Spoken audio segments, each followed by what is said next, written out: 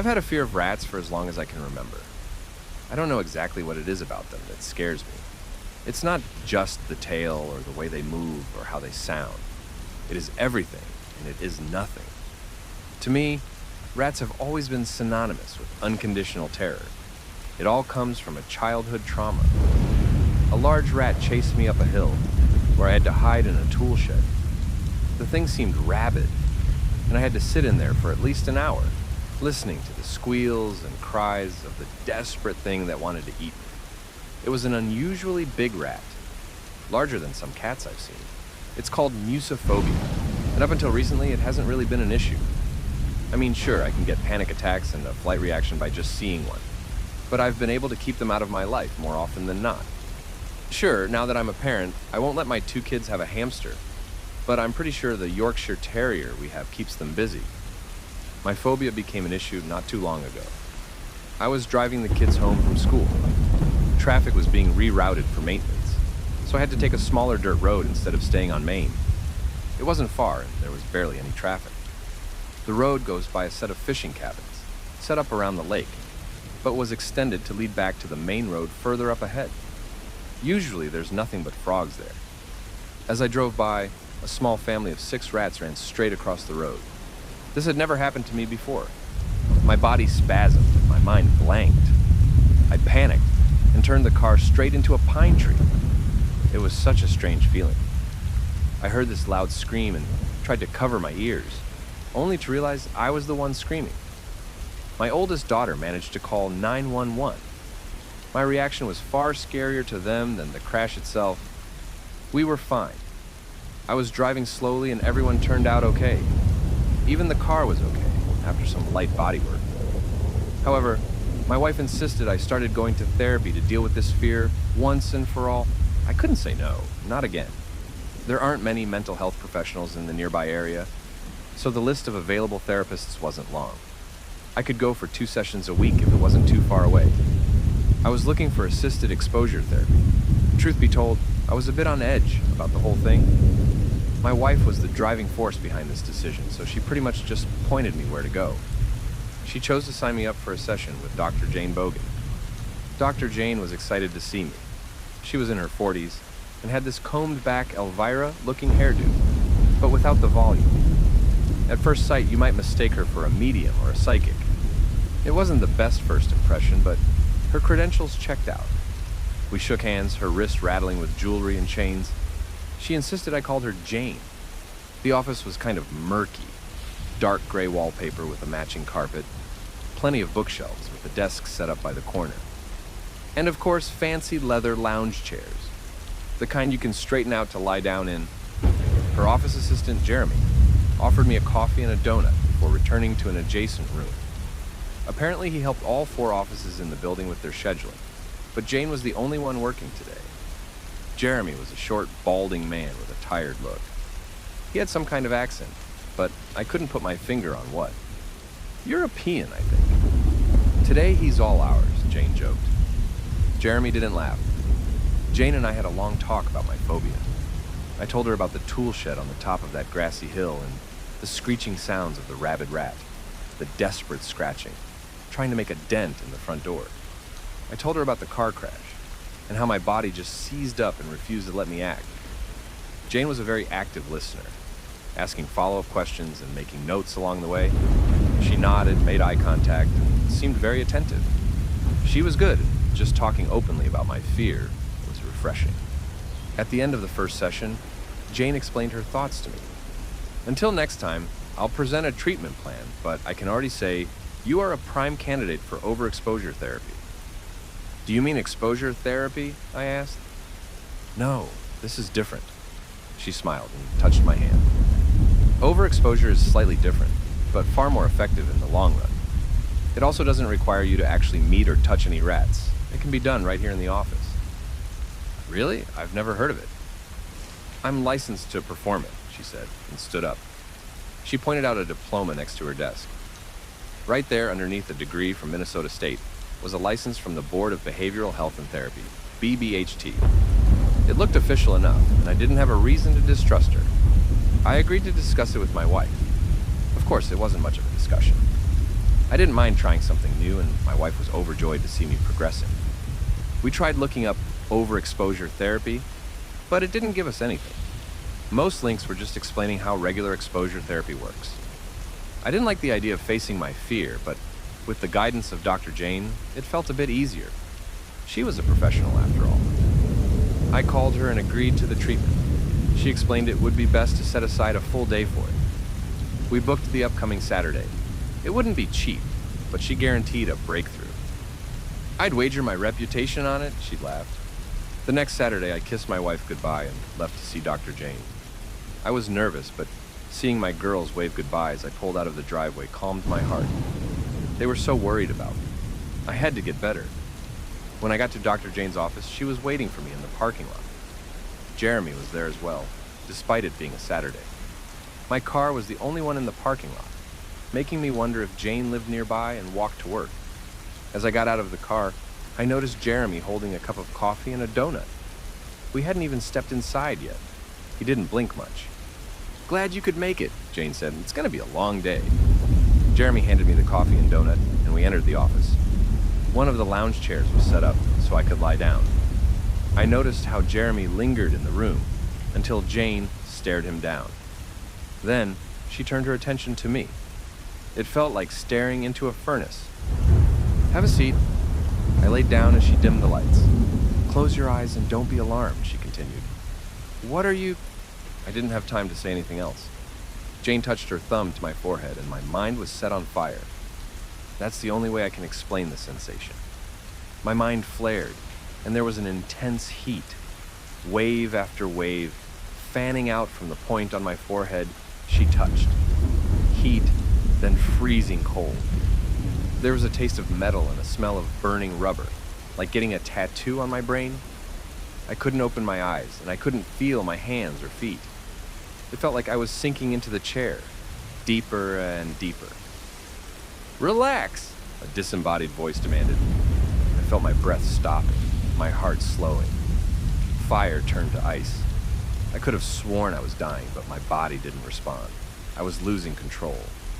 Then, my eyes burst open. It felt like breaching the surface after diving too deep. My pulse shot through my body like an automatic rifle. I was shaking and my eyes teared up. To call it disorienting would be an understatement. I was still in the office, but it was night. I'd arrived at 10 in the morning. Now it was close to midnight. Jane was gone. Jeremy too. My pockets were empty. I called out, but there was no response. I was alone. I opened the office door and stepped out to the parking lot, only to realize I was actually far from alone. There was Jeremy. His eyes were wide open and seemed larger than usual. The pupils were of different sizes. His mouth was open like a panting dog, revealing a tongue long enough to reach his belly button. He was completely naked and covered in deep, bloodless cuts. He stood in the middle of the parking lot, under the single working light post. He seemed taller, like stretched, soft plastic. We locked eyes. His mouth curled into a smile, never blinking, never closing his mouth. And now, he was sprinting towards me with complete abandon. Naked feet slapped against the concrete. He almost tripped as he stumbled across the curb. I slammed the door shut. Jeremy's entire body weight slammed against the door with a deep splat. The door buckled, but held. Jeremy was screaming. It was a pained, primal shriek, like someone being set on fire. All-enveloping pain, expressed in a rasping and dry voice. I hurried back into the office.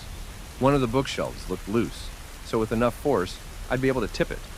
I had to try. The bookshelf itself wasn't heavy, but the over 100 books on psychology held it down.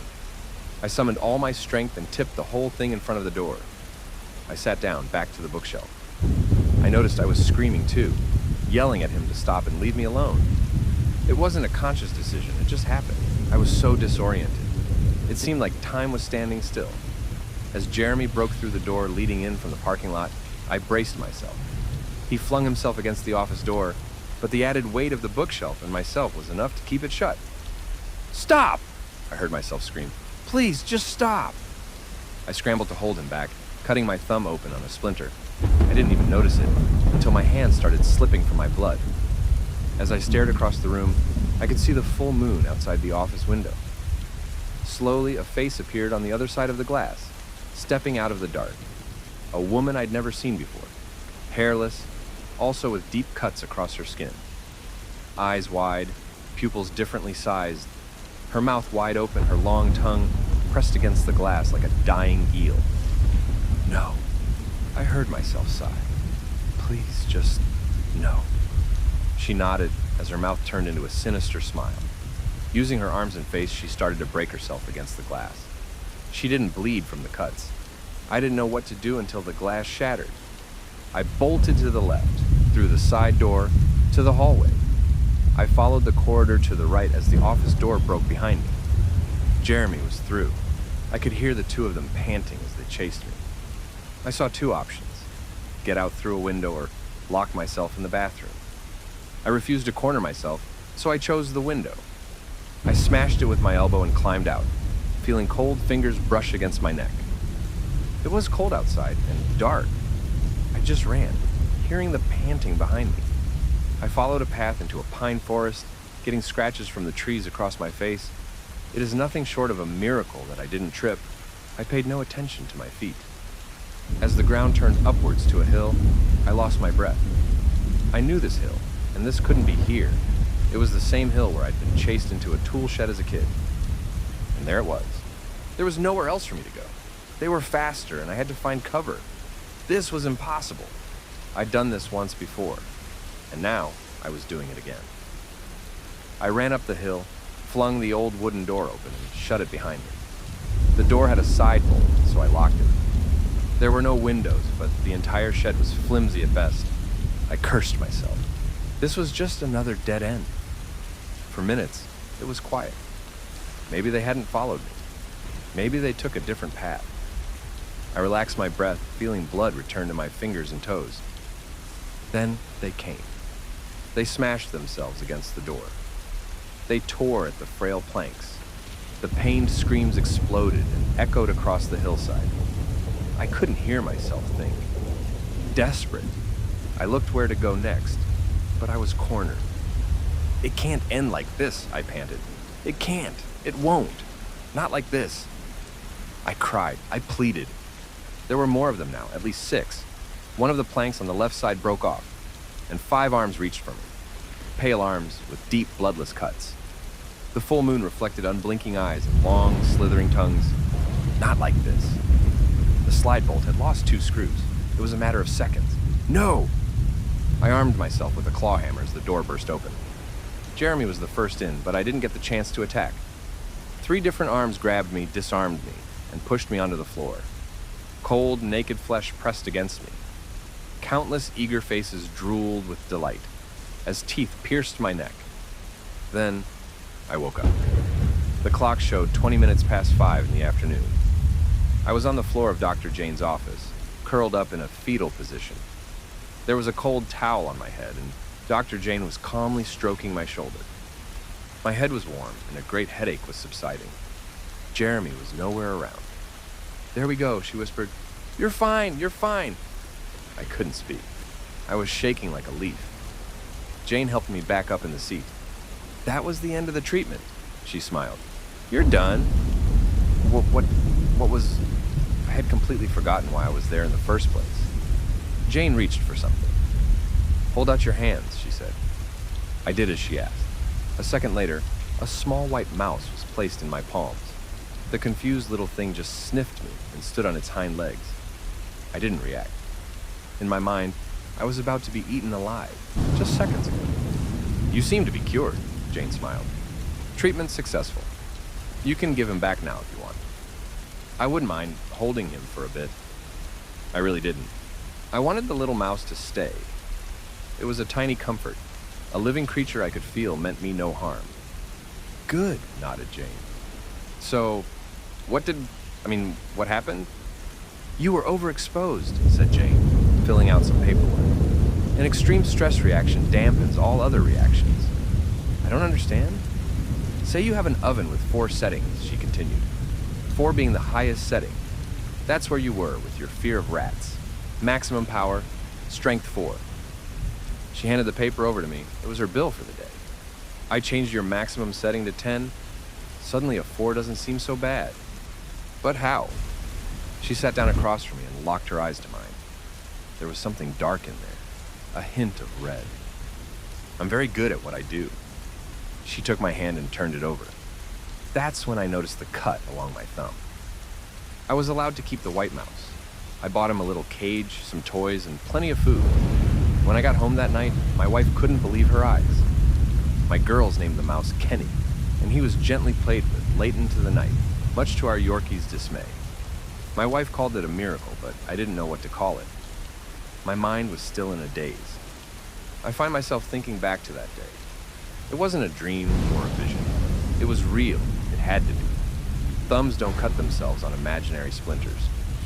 Sometimes I find myself staring into the mirror, seeing my pupils dilate into different sizes. It feels like my tongue has grown longer. Hell, my forehead seems to have a slight magnetic pull where Dr. Jane touched me. It's a very unusual kind of headache. There was also an incident just a few days ago where I cut my finger dicing potatoes. Not a drop of blood came out. I barely even felt it. I can't bring myself to go back to Dr. Jane. If there is even a slight chance she'll put me back on that hill, I won't ever talk to her or see her again. I might have had the fear of rats scared out of me, but it has been replaced by this deep, existential dread for what Dr. Jane could do to me if she wanted to. What has she done to me? And why can't I bleed? If you enjoyed this video, make sure to subscribe for more horror tales. The mind is a magical place. We can visit worlds that have never existed and meet people who've long since passed. Inside ourselves, we are creatures of boundless experience. Just consider the act of playing music. You're putting something that has lived in your mind into the world. That's magical. Then again, I'm a musician. I'm expected to think this way. I was the kid in class who kept drumming on things, tapping my glass in the cafeteria, whistling the same loop over and over until I got the pitch right. I'd be dancing to tunes no one else could hear and singing songs without lyrics. I was a menace. But the world can be a rough place. There's not a lot of room for song and dance. What started as a love for the creation of sound turned into an interest, then a hobby, then a career. You can't just make music anymore. You're a sampler, a DJ, a vocalist, a drummer. You have to be like a thing. You have to say that you make techno, trap, glitch hop, industrial D&B, chill out, house, trance, whatever. You have to put that love of sound into a little box so others can find it. And then it gets reviewed, chewed up, looped in seedy nightclubs, 99 cents each. They ask you to change it, to mutilate it, to tear out its heart and replace it with circuit boards. And overnight, that little song you hummed in your head starts to look like a disgusting monster, and it hates you for it. But that's what makes you money. Cheap clones and dirty bass drops. Last September, I was hard at work finishing a set of songs for a collaboration. Big time stuff, part of a larger collection that was already set to go commercial. However, it turned out I'd gotten the wrong info. The deadline I'd been given was not for the samples, it was for the finalized version. I'd been working 16 hours a day for a week just to get the samples out, but we were supposed to be done already. Friday came around, deadline was up, and I hadn't delivered. I was out, and an 80-hour work week got me absolutely goddamn zilch. I was standing on my balcony drinking whiskey straight from the bottle. My buddy Erica had come over to cheer me up. She'd brought me a little flower and put it on the kitchen windowsill. It'd be dead in a week. Just take your time and finish it, she said. You got some good stuff. Good, not great, I sighed. If I want to go commercial solo, I need something good. Like what? I don't know, I said, taking a swig from the bottle. Something, I don't know. We talking heavy? Metal vibes? Or more like retro? I don't know. She gave me a pat on the back and took the bottle from me. We shared it and stayed out for hours, just looking up at the stars. When she left, I was left staring at a set of screens. A bunch of half-finished samples and uninspired bullshit. Cookie-cutter dreg. Half of it was repurposed stock sounds. Sleep-deprived and intoxicated, I chugged the last of my rum and coke and trashed all of it. Into the bin, deleted, gone. Fuck yes, I cheered. Fuck yes! I spent the rest of the night listening to that little part of me that just loved music. That part of me that was singing melodies, humming songs, and just dancing the night away. That childish part of me that stayed silly and kooky, and who never stopped listening to that crackling spark of life at the back of my mind. Boundless potential reached into me and told me to make something. Endless possibility, like the stars above, and I had fun. Letting it all go, I finally just had some fun. For a moment, I stopped. I glanced over at the sunflower that Erica brought over earlier, the blue, wilting petals, vibrant and beautiful, trapped and contained, relatable. I watered it and threw it off the balcony, be free or whatever. I have to keep going. I let my mind go and watched the colored lines stack up into patterns seemingly on their own. This wasn't even my song anymore. It was the song of whatever worked its magic through my hands. I was just along for the ride, like being kidnapped and blindfolded in the trunk of a speeding car, hoping it doesn't crash. And it was going to be an absolute banger. Sometime around 8 in the morning, I must have passed out in my chair. I woke up hours later as the sun set, with a keyboard pattern imprinted on my cheek. I horked down 5 glasses of ice water and crashed in the shower. I'd been an idiot. I could have finished a few of those songs in a day or two, could have put them up. Not for much, but something. Rent was coming up, and my wallet was running on fumes. Never ever delete your work. But staring at me from the screen was this mutant song. This monstrous thing I'd whipped up in a frenzy. I was afraid to hit that play button, to hear it sober for the first time. My finger trembled. Should I? Why was I scared? I pressed it. Heavy percussion, deep bass line. This strange, wonderful sound, like hammers gently breaking bones and molten metal richness frying the speakers. I'd never heard that kind of effect before. A thick pumping rhythm pulling at my neck, forcing me to nod along. Electronica cutting through the dark tunes like a banshee screaming for vengeance. An unnatural melody formed in an ecology of discordant thrashing, and at the center of it, vocals. Hypnotic, guttural vocals. Was that my voice? What the hell kind of effect was that? It wasn't even words, just noises. Consonants and vowels, speaking in tongues. And as the rhythm escalated, building up towards an explosion, a single word came through clear as day. H-E-L-L-O. I hit the pause button. I was holding my breath and I didn't even realize it. There was no way this music could come from me and my equipment. I didn't have any samples even remotely resembling this.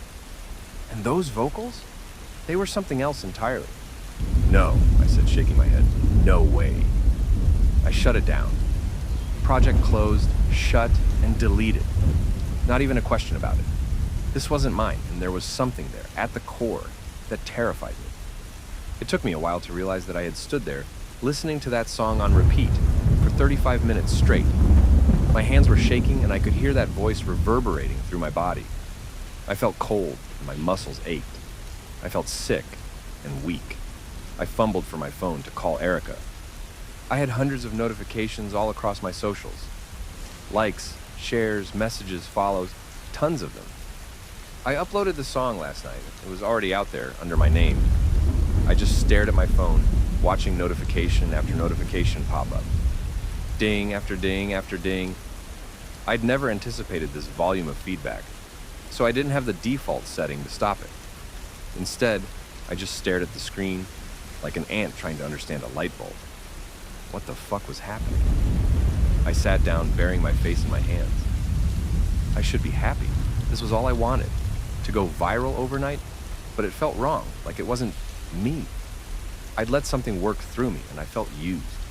I had no control over it. It was already out there. I retreated to my bedroom. I'd just woken up and I was already exhausted. I crawled into my tangled sheets and pulled an old blanket over my shoulders. A light pushed itself through the gap at the bottom of my bedroom door, piercing the shadows on the floor like a dagger. A R-E-Y-O-U-O-K-A-Y.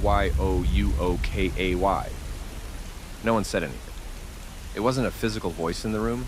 It was more like an anticipation. Like when you look at a friend and you know what they're about to say. And yet, nothing was really said. And in another way, it was. It felt intimate in a way. What? I whispered into the dark. What are you? T-H-A-N-K-S-F-O-R-L-I-S-T-E-N-I-N-G. What do you mean? I kept whispering. Listening? What? I sat up, looking around the room. I was wide awake again, and there was a throb in my temple. My left eye felt warm, like I was getting a fever. Something tickled my lips, and my mouth tasted iron. I was having a nosebleed. And there, by the light poking into my bedroom, I saw a shadow on the other side of the door. I twisted and turned that whole night, sleeping in the half-hour segments until the next morning. I woke up dehydrated and famished. My head was killing me, and I smelled like death. My sheets weren't much better off. I dragged myself into the shower, barely noticing the few seconds where the water was still cold. It felt nice on my burning eyelids. I let the water wash over me like a baptism, accepting whatever may come. After a few seconds of giving in to the sensation, I reached for the shampoo.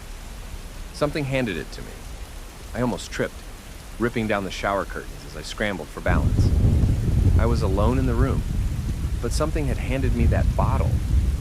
A hand with a slick, oil-like surface, like a viscous, chunky fluid in plastic wrapping. It had just been a split second, but I'd never felt anything like it. That tactile sensation made my fingers burn like ice. "Nope," I exclaimed. "Nah, no, fuck this." I put on my clothes and got out. Through the hall, past the elevator, down the stairs, out on the street. No way I was sticking around for a fucking demon or clown or ghost or whatever to eat me. I headed out. I needed to be around people in the daylight. I could go see Erica. I picked up the pace and followed the sidewalk down to the bus station. It took me a few minutes to realize there was someone behind me, matching my speed. I stopped, and so did they. An open street in daylight. It doesn't get much realer than that. That is soberingly real. And yet there I was, hallucinating. I could give in to it and turn around, but there was a part of me telling me to just keep going. I knew that if I turned around, I'd see something awful, something I couldn't recover from, and it was matching my pace. WHEREAREWEGOING. "We're not going anywhere," I whispered. "Leave me alone." YOUWANTMEHERE. "I sure as fuck don't," I snarled. TOOLATE. I ignored my instinct and turned around. Fuck this thing. For a split second, the world turned into a tunnel. A dark, elongated tunnel. Space stretched forward, like a walk from me to an infinite void and a towering step. I felt hand on my chest as I was pushed back, and yet I fell forward, my balance flipping me on my head, spinning me. I fell in a heartbeat as the air in my lungs was stolen. I just laid there on the wet pavement, gasping for air. A wet leaf stuck to my face. COMEON. LETMEIN. Let you... I forced air into my lungs and got up on my knees. An old woman on the other side of the street gave me a long, confused look. I'm not giving you shit. PLEASE. Number, fuck off. I have a vague understanding of what happened next. To an outsider, it must have looked like I was wildly screaming at myself. It must have looked like I was trying to fight the air, or ripping my own hair out. But to me, it was a fight of life and death. I could only understand it in a mental sense. There was nothing really there. A being, just out of sight. A step to the side. It wrestled me to get into my head, posing a million questions at once. "Do you think you can make it on your own?" it asked. I tried to shut it out, tearing at my hair. "Are you enough?" I slapped myself, pushing my hands into my ears. "Is it worth it?" I bit my lip until I tasted blood. My eyes felt impossibly warm. "What will you do when you fail? What will your friends say? Can you even love anymore?" I couldn't keep up. I couldn't deflect any of it. And every time I hesitated, I could feel these long, soft fingers press into the flesh of my mind, trying to steer my brain like a hand puppet. And at some point, I gave up. For the rest of the day, I was out of control. Just like I'd been that first night when I just let go. I used my last cash on vodka and a hamburger. I went home, cranked the volume to max, and blasted my neighbors with my new mix. I was dancing around in my underwear, chugging booze straight from the bottle. I could see things move on their own. Equalizers self-tuning, auto percussion beating to the sound of my racing heart. Every blink of the eye, every beat of the pulse, it was all twisted and turned into this electronic expression of unbridled frenzy. And sometime around midnight, I leaned over the microphone and croaked, in that impossible voice, H-E-L-L-O. I woke up naked, lying down on the balcony. I was holding up an empty bottle, watching the stars refract through the glass. And there for a second, I was at peace. Stars above, watching me, loving me. Whatever was with me, near me, buried in me, was enjoying this just as much as I was. Then, reality set back in. I dropped the bottle on my chest and felt nothing. I was hypothermic. My fingers and toes were just as blue as the sunflower Eric had brought me. I crawled back inside as the shivers came. I could hear notifications on my computer, but my living room was in disarray. I'd torn off an armrest from my chair, broken the kitchen table, and left the water running in the kitchen sink. I'd stabbed the closet door with every knife I had.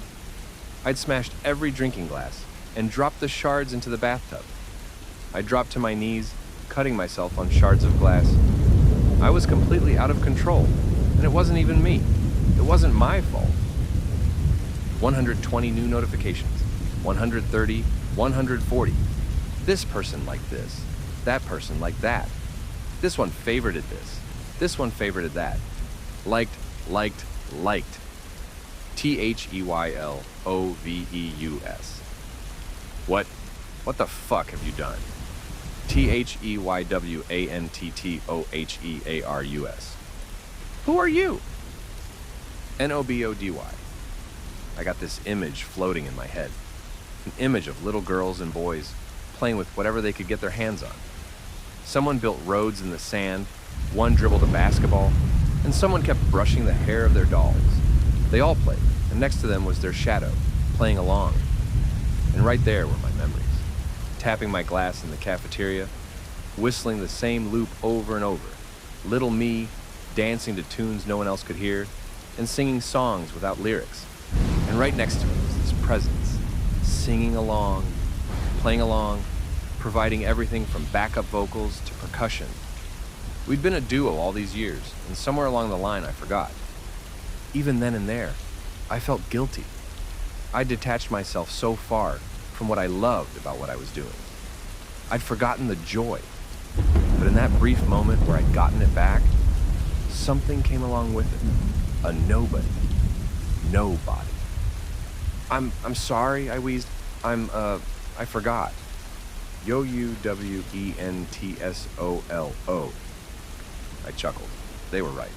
I was the Simon to their Garfunkel. Hearing the glass crinkle under my knees, I shifted uncomfortably. I forgot, I said. I'm sorry. It was quiet for a while. Just me and the running water in the kitchen. A dog barking next door. I was getting more notifications than I could count.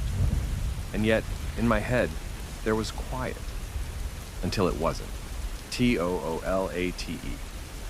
The balcony door swung open so hard that the glass crackled, and the hinges tore off. I shot up and stepped inside, poking holes in the soles of my feet. Like a glitch stepping out of the night sky, a solid black form stepped into my apartment. A real physical being. It was a living void with a sort of plastic sheen. A massive 10-foot giant crouching to get inside. Thin, muscular arms, long enough to drag its knuckles against the floor. Nimble, four-jointed insectoid legs, bending and twitching every which way. An expressionless, melon-shaped head. I could feel myself dying just looking at it. I felt just how badly I'd fucked up. I'd reached for this thing, and it had grown strong enough to overpower me. It didn't have to say anything. I knew what it was thinking. By allowing it to reach into the world, through me, it didn't need me anymore.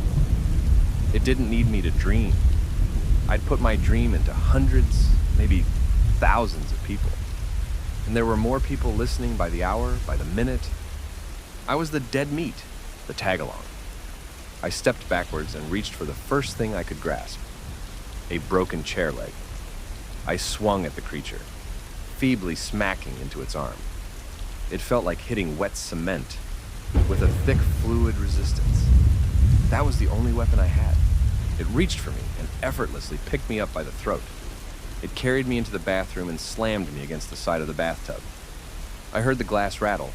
It dragged me up, but I managed to put my hands on the edge of the tub. It started pushing me down, attempting to shred me. I could feel little stings all across my hands and feet.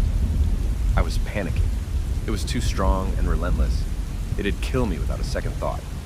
This was a wounded animal, biting the hand of an abuser. "Wait!" I gasped. "Wait, wait, wait!" A push, and my arm slipped. 3 pieces of glass slipped into my elbow, poking the nerve. A bolt of pain shot up all the way to my neck. My accounts!" I screamed. You can't manage it? You don't know how it works." There was a hesitation in its movements, a question forming in the equivalent of its mind. "They can shut it down. They can ban you. You're screwed." I counted my panicked breaths as it lifted me out of the bathtub. It dropped me onto the floor and smashed the porcelain cistern of the toilet with a force that shook the room. The dust made me cough, and my eyes teared up. ICANTAKEYOUAY. That won't change anything, I said. "You can have my body, but you don't know how it works. They'll take you down. Not right now, but soon." YOULIETOME. "You think I'm the bad guy?" I spat. "You haven't faced a fucking algorithm, have you? You think I am this way out of what, spite? You think I want to be like this? To churn out this uninspired fucking dung like a factory slave?" YOUCHOOSE. "This was never my choice. This wasn't NO." There was a moment between us. It could easily rip my head off, turn me into dust, shred me and crush my bones, but instead, we just stared at one another. "You think they'll dream of you?" I asked. "That they'll invite you into their hearts, their souls? You're a fad, a moment. Nothing lasts anymore. If you want to last, to be something, to live fucking rent-free out there, you have to play the game." A cold hand crept up on my throat, and a slick finger touched my neck. It decided something, and I had no choice but to agree. Nowadays, I've stopped making music. My music writes itself, and all I need to do is to moderate. A song pops up on my feed, and people just love me for it. They want to package it, sell it, repurpose it. I can honestly just tell them the truth, that it's not up to me. My work has a life of its own. I watch the money on my account go up, numbers ticking up one by one. I've disabled the notification sound on my socials. I don't even respond to Erica anymore. I have to tell someone. I can't say that life is hell, but it is empty. Whatever lived in me has left, and it took the music with it. And if I stop, he'll come back to finish the job. The mind is a magical place, but that magic can get real dark real fast. If you enjoyed this video, make sure to subscribe for more horror tales. Now look, I know it doesn't look like much, Jeanette sighed, but the Grand Noir is solid. Most of this stuff is just broken surface. It needs some love and a fresh coat of paint, but that's pretty much it. "I don't know," I said, poking a rotten plank with my foot. "I don't think the loan will cover this." "We can stretch a bit," Jeanette said, leaning on me. "We've got some flex money." "Not enough to call it flex money, Jeannie. Stretch money, maybe. Rainy day fund." "We got this," she smiled. "I know we do." I wasn't convinced, and the choir of frogs outside seemed equally unimpressed. As I kicked over another plank, I noticed a part of a broken sign. Something once hung in the entryway. A big red sign with yellow letters. "No children," I read out loud. "We putting that back up?" "Nah, some rules are meant to be broken." "Fair enough." I left the sign on the floor. The Grand Noir was a few months away from a grand reopening, but Jeannie, if anyone, could make it happen. But that first moment standing in the entryway, I couldn't feel the excitement.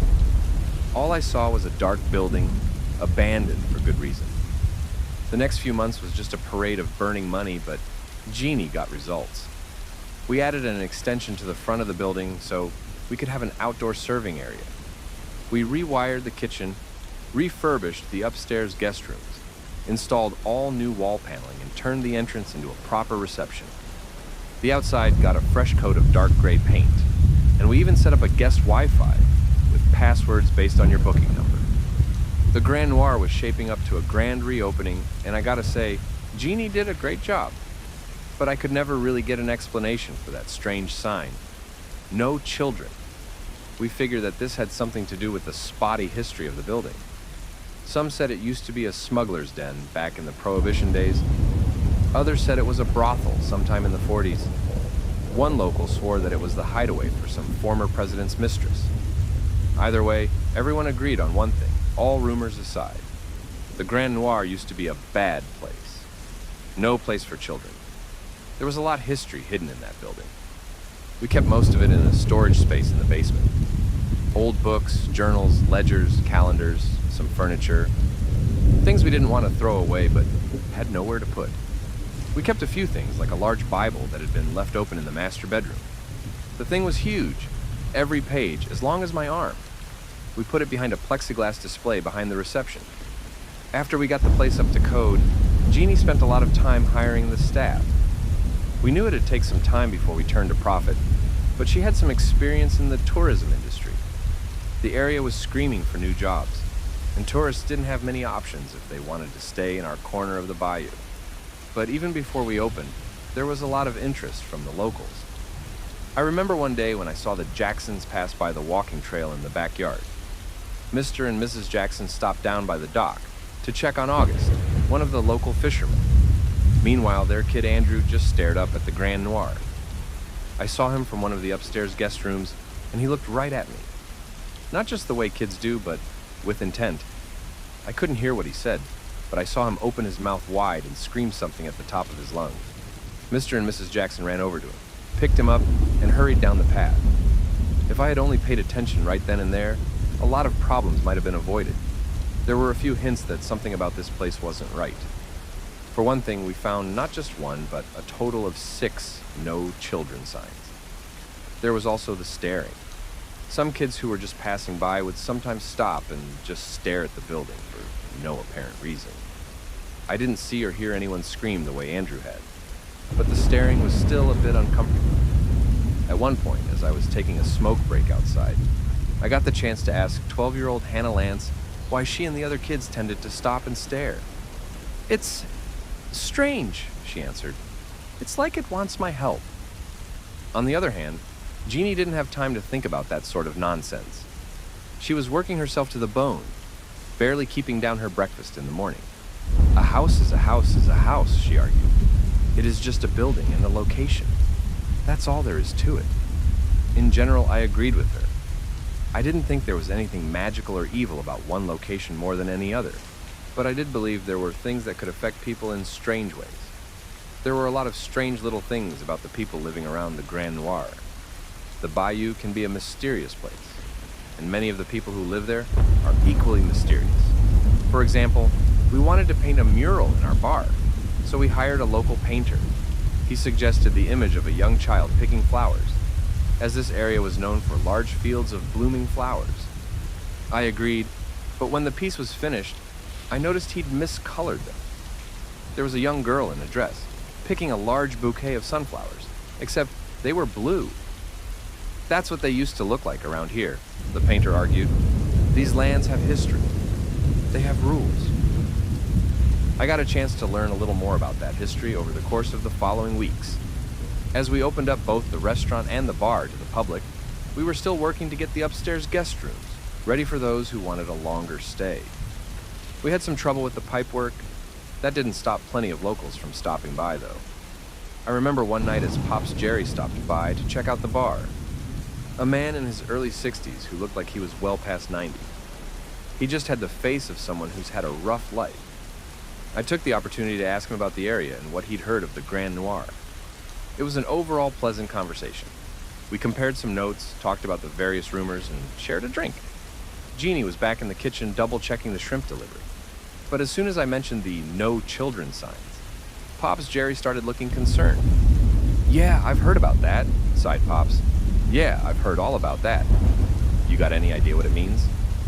"All these rumors have one thing in common." He nodded. None of them was a place for children. It's like it was written into the law of the land. The Grand Noir can be successful in all kinds of ways, but the deal is to just keep the kids out of it. I thought a lot about that. Whether it was a brothel, a smuggler's hideout, or a mansion for a mistress. It was never meant to shelter children. We were sort of breaking that rule, opening a B&B. We knew there'd be families with children who wanted to stop by. But could that really be all there was to it? There was this worry that started to gnaw at me, a worry that we were breaking some sort of covenant. I asked Jeannie if we could keep a few signs up as sort of a joke, but she saw right through me. There is no deceiving that woman, and I was an idiot for trying. "I get that you're worried," she sighed as she held me tight. "This can't fail, and you're worried. I'm worried too." "It's not just worry," I explained. "I think there is something to it. I've seen the way people look at this place. And by people, you mean kids." "Yeah, kids." And the kids were becoming an increasing problem. The first couple who came to stay in one of our guest rooms had a 3-year-old son who absolutely refused to step inside. He screamed, cried, and even as he was carried inside, he kept flailing wildly. The parents excused themselves 1,000 times, but I could still hear him screaming hours later. They ended up leaving just before midnight, as it was impossible to calm him down. They just took him out to the car and left. They still paid, but I couldn't imagine them coming back anytime soon. Every now and then I'd see kids from the neighborhood just stop and stare up at the building. Sometimes one at a time, sometimes in groups.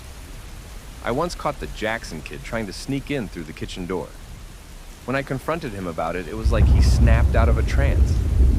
He was genuinely scared and had no idea where he even was. He begged me not to tell his parents. Apparently, they'd forbidden him from going anywhere near the Grand Noir. We got more guests over the following weeks, mostly fishing enthusiasts, but also a few couples who wanted to experience this side of the bayou. Hell, one family was just obsessed with alligators and came to see a nearby farm. There were a few minor incidents. Kids who woke up screaming in the middle of the night, or came to the reception to ask weird questions. Things like, "What do the lights want?" and "Can you turn off the gargling?" One time there was a kid who called the reception, but all he did was breathe into the phone. It was clear to me that something was affecting them, but I couldn't tell what it was. Then came the morning of August 5th. We'd had a pretty rough storm the prior night, so a lot of the backyard furniture was in disarray. I had to use a chainsaw to split a fallen tree. I spent most of the morning just putting everything back. With water leaking into my old shoes, I was surprisingly cold. You usually can't see your own breath in early August, so you can imagine my surprise when I saw that white cloud leaving me. Then, I heard a loud crash, furniture falling over, and something breaking. The second-story window was open, and something was splayed out on our broken plastic furniture. For a moment, I didn't even realize what it was. It just looked like a pile of clothes thrown to the wind. Then, as I heard the screams from the second floor, it dawned on me. It was a kid. She'd jumped. Apart from a broken shoulder, she was fine. She had no recollection of why she'd jumped out of the window, and no idea how she'd even done it. Jeanette promised to make sure the windows couldn't be opened, but it felt like fixing symptoms rather than the disease. There was still something about this place that just refused to allow children. While Jeannie was looking at the practical side of things, I was still convinced there was something about this place we didn't know about. So I started going through the history to a greater extent. I knew there were books, journals, and other documentation dating all the way back to the late 19th century. I'd put some of those away myself when we first cleaned the place up. I gathered all the journals, diaries, and ledgers I could find. But it would prove increasingly difficult to get time to read them. Not only did we get a lot more guests to cater to, but there was also more activity overall. Jeannie needed all hands on deck, so I only got the time to read just before bed. Jeannie tried her best to just keep everything afloat, acting like the accident had never happened. She did fix the windows, though. One night, as I laid awake peering over an import ledger, Jeannie turned to me. She could barely stay awake, but my reading lamp burned her eyes open. "Sorry," I said, angling the lamp away. "Just gonna finish this."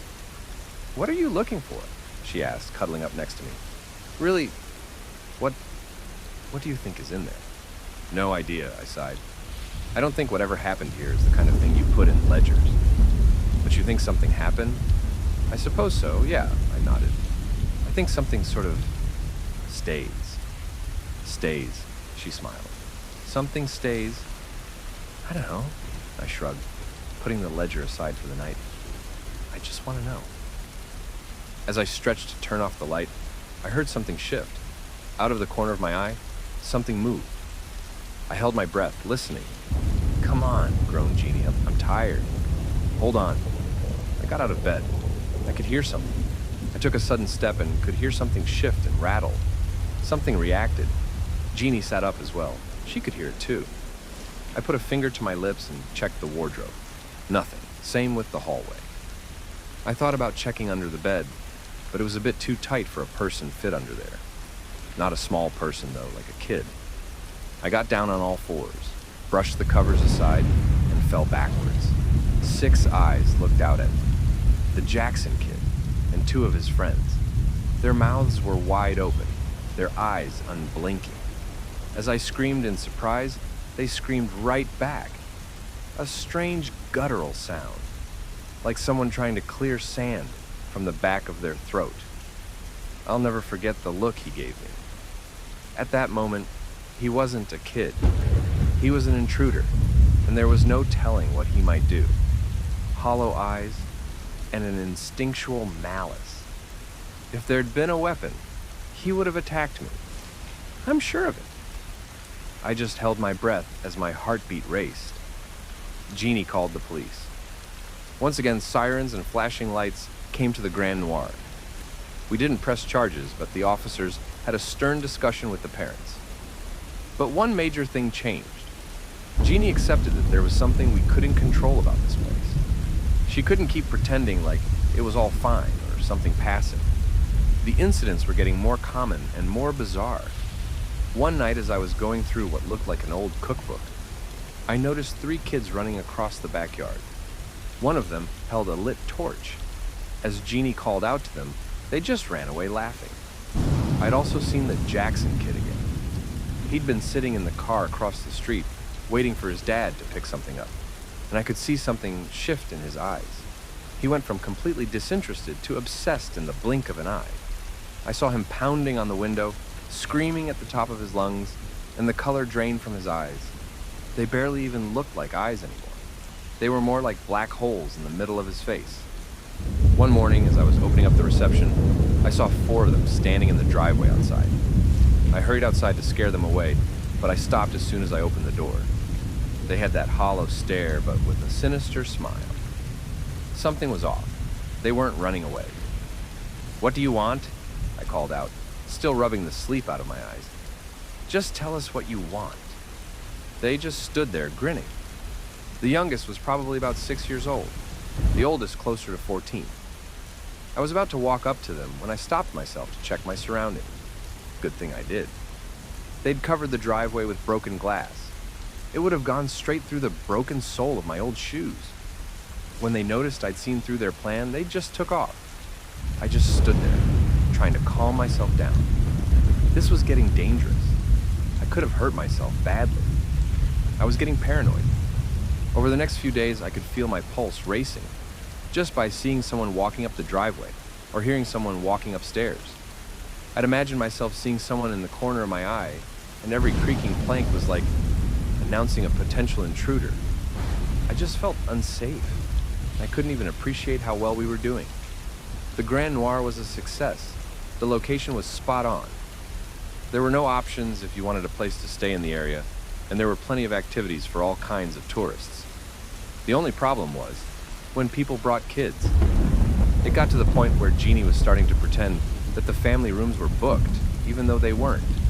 It wasn't official, but we were both starting to feel the same thing. There really should be no children at the Grand Noir. One night, as I was going through the journal of one of the old groundskeepers, I suddenly just stopped. There it was, ink on paper, clear as day. No children.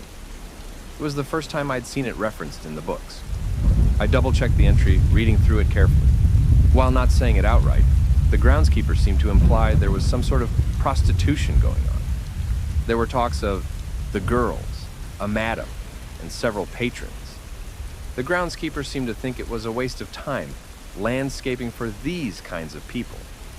It was implied that the place was a smashing success, and that guests were coming from out of state just to spend the night. When he spoke of no children, he was referencing a rule that the madam had set. If you were with child, you had to leave the Grand Noir. There were to be no children born at the Grand Noir. That was it. We hadn't seen the complete picture, the complete rule set. No children born at the Grand Noir. I thought about it and came to an uncomfortable conclusion. I should have seen the signs, but I guess we'd just been too busy. Why hadn't she told me? Was it too early? Book in hand, I hurried up the stairs. As I stepped out into the reception, I stopped like a deer in headlights. At least a dozen kids of various ages, all spread throughout the reception. One of the older ones had a shovel, while most of the youngest had knives, forks, or hammers. They were armed, and they were waiting for me. Some sort of prey instinct kicked in, forcing me to stand completely still. There was no way for me to get past them without getting cut. My skin tingled. I held my breath and counted my heartbeats. I could taste sweat, and my mouth was getting salty. I almost lost my balance just from trying too hard to stand still. Taking a single step forward, they all shifted in unison. One of the kids in the back groaned with that strange guttural sound. Apart from that, it was dead quiet. Not a single footstep. Not a breath out of place. Just a few frogs singing from the bayou. But I couldn't just stand there. My heartbeats echoed in my head, making my neck twitch. I had to try something. My eyes, darting back and forth, made a mental note of the way I could run to get out. A way for me to get by with as little chance of getting cut as possible. I'd have to pass 3 of them, but they were small and I was fast. But still, I counted down from 3, took a deep breath, and burst into a sprint. There was an explosion of movement. Plants getting knocked over, someone tripping on the carpet, screams, laughter, metal scraping against the wallpaper. It took me just a few steps to realize there was no way for me to get out. I had to make a break for the top floor. Turning on a heel, I felt something sharp snip the heel of my shoe. One kid took a swing at me with a knife, but only scratched my jeans. Another tried to stick a fork in me, but their arms were too short.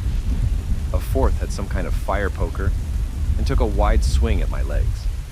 I had expected a stab. I took a whack to my right leg and fell forward. Despite having the air knocked out of my lungs and a burning pain in my leg, I hurried up the stairs. I was hobbling forward, barely able to place any weight on my wounded leg. I'd been hit harder than I thought, and I suspected there was a fracture. I got upstairs with all kids in tow. I figured Jeannie would be in our bedroom, so I took a sharp right. I burst through the door, locked it behind me, and backed away towards the window. No Jeannie. She was somewhere else. Somewhere safe, I hope. I fumbled for my phone and called her. It took 2 rings before she picked up. There was a pounding on the door, and someone was trying to twist the old lock using a knife. "What's going on?" Jeannie called out. "What's that noise?" "I'm upstairs," I answered. There's a dozen of them. God, my damn leg. I'm coming," she yelled back. "Just hold on." "No, Jeannie, you gotta go," I said. "You can't be here. Not right now. You can't." "What are you talking about? I'm in the garden. Jeannie, please." The lock was snapping back and forth. They were gonna get through. "Trust me on this, please. Just go. Get back to town. I can't just, please, Jeannie." As the door slammed open, I saw dozens of little black eyes staring at me, gleefully smiling, armed and ready. Maybe this was punishment for breaking some sacred rule. Maybe there could be no children at the Grand Noir. Maybe these lands have traditions so old that the ground itself remembers them. Either way, I had to try to get out. I pulled on the window, but Jeannie had fixed it.